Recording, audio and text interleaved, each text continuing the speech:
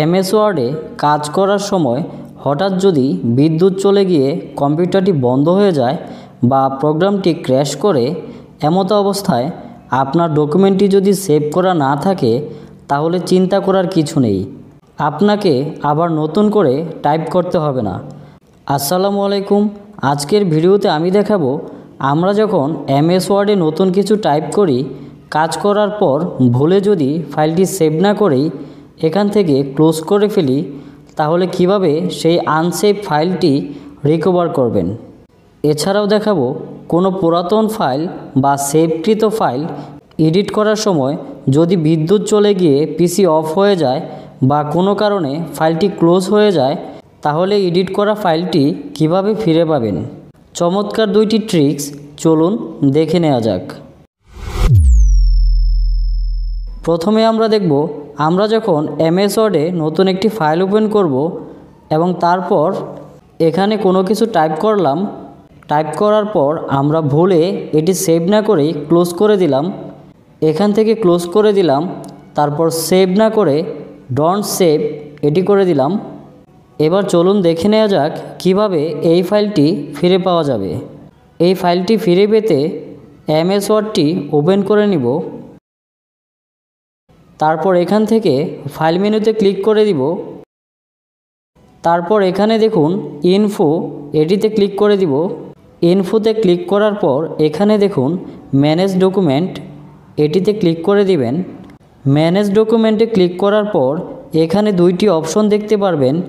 একটি হচ্ছে recover unsave documents, অর্থাৎ যতগুলো ফাইল সেভ না করেই ক্লোজ করে দিয়েছিলেন সবগুলো ফাইল এখান থেকে রিকভার করতে পারবেন।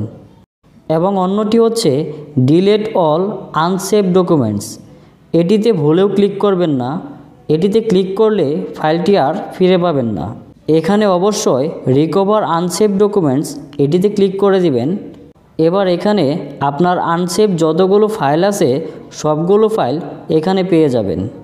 এখান থেকে আপনার প্রয়োজনীয় ফাইলটি সিলেক্ট করে দিবেন, তারপর ওপেন এটিতে ক্লিক করে দিবেন। দেখুন আমার টাইপ করা ফাইলটি ওপেন হয়ে গেল।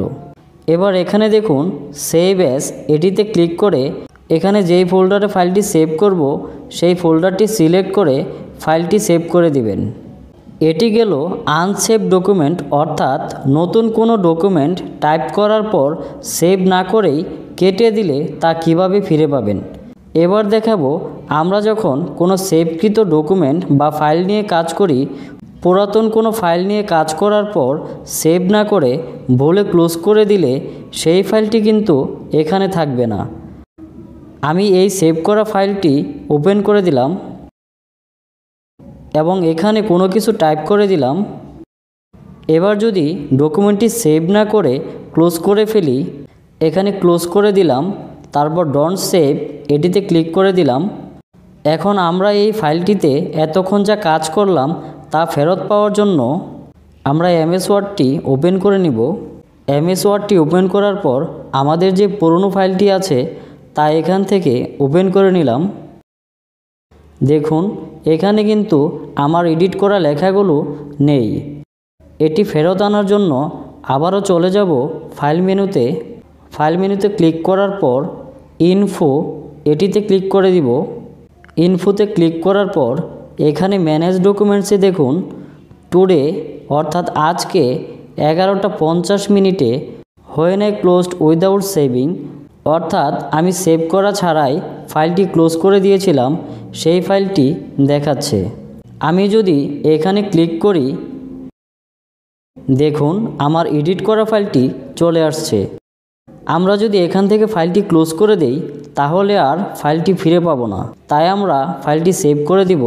সেভ করার জন্য এখানে ফাইল মেনুতে ক্লিক করে দিব, তারপর সেভ অ্যাজ এটিতে ক্লিক করে দিব, তারপর ফাইলটি নতুন করে যেখানে সেভ করতে চাই সেই ফোল্ডারটি সিলেক্ট করে দিব, তারপর এখানে সেভ এটিতে ক্লিক করে দিব।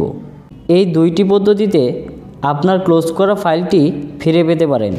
একটি হচ্ছে নতুন ডকুমেন্ট আপনি সেভ না করেই ক্লোজ করে দিয়েছিলেন, এবং অন্যটি হচ্ছে পুরাতন বা সেভ করা ফাইল এডিট করার পর ভুলে সেভ না করে ক্লোজ করে দিয়েছিলেন।